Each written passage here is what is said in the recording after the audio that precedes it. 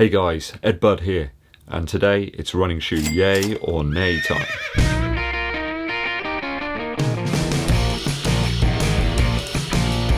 If you haven't watched this show before, then I must explain first. I take 4 running shoes and tell you whether I'm going to test them out or not in the future. This isn't me saying that the shoe's terrible or I really love it and it's fantastic. Obviously I may not know yet because I haven't put it on my foot. So please don't misunderstand the aim of this show. Okay, let's get to it with the first shoe. You guys know that I love the Takumi Sen 6 from Adidas. Design brilliance in a very, very light package. I was extremely excited to find out that there's a Takumi Sen 7 coming. I think it might already be over in Japan. I think it's been released already. It comes in at round about £126 over there. Well, obviously not over there. It's in yen, but it equates to about 126 Earth credits. Those German shoe masters aren't resting on their laurels, and they're pounding our eyes and minds with these exciting bright colourways. They've gone high vis on all of their shoe line, ready for the Ekiden that's happening in Japan in January. This one's clocking in at 170 grams for that typical US size 8.5. That's only 6 ounces.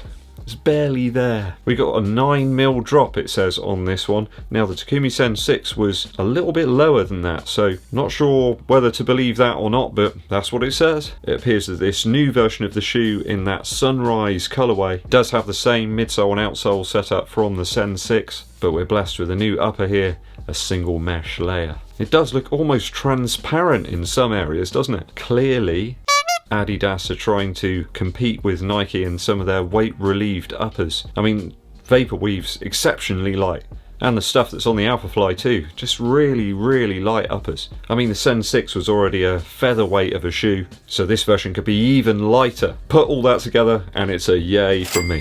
I think almost alien-like qualities in that upper on the Sen 7. Coming soon, hopefully to the UK, and the US in 2021. There was lots of people that were really upset that they didn't get the Takumi Sen 6 over in the US. The second shoe on the yay or nay today is the Salomon Phantasm. So the S-Lab Phantasm is launching very soon. You can opt in to receive emails about the availability of the shoe over on Salomon's website. Or Salomon. You know what I mean. This shoe is stated as being racing only. I'm not sure what happens if you try to train in it. Perhaps it just shuts down and it won't move. It's got some sort of inbuilt demobilizer in it. Maybe. We've got a 6mm drop here. 6. And it's listed as 199 grams in a US size 8.5. I'm sure that they've listed that just so it's under 200 grams. It appears that Salomon's 2 main aims here were breathability and weight reduction. Again, we got a single layer TPU mesh in the upper. It does look very much like a road shoe, this one, though Salomon do say that you can use it on a variety of different terrains. They call the outsole Contra grip. Reminds me of that game Contra. Very difficult video game that was. Many frustrating hours trying to even get past the first level. A bit worried about those large holes in the outsole there. Could take on a lot of stones and debris. But interesting outlines nonetheless. The midsole is EVA, but it's also got olefin, which I had to look up actually. It seems to be some sort of synthetic fibre famed for strength and resilience against staining. Does seem a lot of thought's gone into the design of this shoe. I've got to be honest, I'm interested to try this shoe from a manufacturer. I've only tried one shoe from them, I think, in the past. Relatively untested manufacturer for me, so bit on the fence on this one. At 165 Earth credits though, it's a bit of a wallet basher. And we don't really know too much about this shoe aside from that world record attempt where it's been used. But I think I'm going to say it's a yay actually for this one. I think I will get hold of it if I can and test it out in the future. The S-Lab Phantasm. Not too sure about the name though. If you're enjoying the yay or nay today, make sure you hit that subscribe button and click the bell for notifications to get more running shoe content coming your way.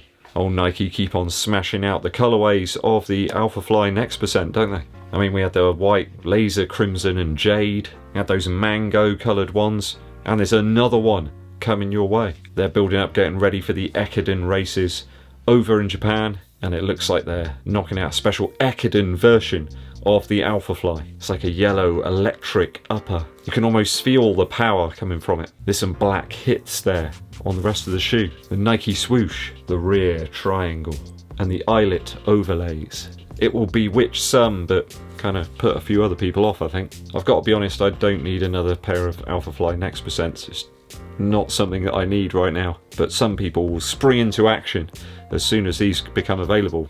I know it. I've got to be honest, I don't think they're as nice as last year's Ekiden Next Percents that came out. They were really beautiful. I love the colours on those and those reflective swooshes. Those shoes were just absolute legends. I do like the terrain map style pattern on the swoosh at the front of the shoe, but I've got to be honest, the black paint there at the back, where the triangle section is, just looks really sloppy. Just too shiny for my liking.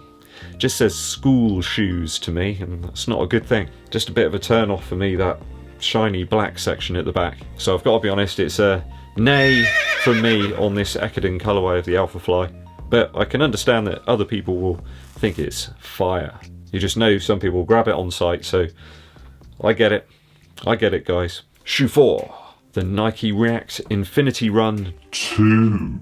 So sequels are kind of tough sometimes. The second film just isn't anywhere near as good as the first one, or second albums from bands just aren't as good, but I think this could be better than the first shoe. It appears they've implemented a flywire type support system here that goes around the foot, and I think it's going to make for a much better lockdown over the top of the foot. I think that could improve things quite considerably. That was a key issue that people had. The same lovely chewy nougat midsole, a welcoming squishy surprise. Looks like it's still there, and that really warms my heart and excites my mind. One big introduction here though appears to be the implementation of a much more padded heel collar, very similar to that of the Nike React Miler. And we've got a typical pair of eyelets round where you lace up the shoe, which is another big bonus, or a boon. Very welcome amendments in this second iteration of the shoe. That makes it a firm yay from me.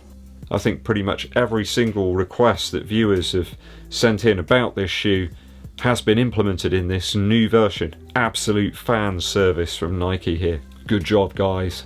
Okay, that's the 4 shoes in today's Yay or Nay. What do you make of them? Let me know down in the comments. Quick musical interlude for you. Been listening to a lot of Paul Weller recently. I think it was where I've been listening to some drum and bass. It reminded me of a track from his album Heliocentric that was released in 2000. There's No Drinking After You're Dead has this drum and bass kind of vibe about it. But then I remembered how great He's the Keeper, the initial track on the album, is. There's some really good strings on this album actually. In Frightened, which is the second track, really does nail it. There's some really lovely acoustic guitar sounds here too. And a classic Weller picture on the front cover, with some sensible shoes and a more sensible haircut perhaps than the one he's got at the moment. I really like track 5 as well, A Whale's Tale. Some good tunes on this one. Bit of a departure, a bit more of a gentle kind of Weller album. Either way, go and check it out, Heliocentric by Paul Weller. Okay, that's just about all from me for today. Thanks for tuning in, guys, I very much appreciate it. If you're wondering why I'm wearing this, it's because I found it again. That happens a lot around here. If you haven't done so already, please hit that subscribe button, click the bell below for notifications, and make sure you give this video a thumbs up like. It really does help the channel out, and share it with your running buddies. My name's EDDBUD, and I'll be seeing you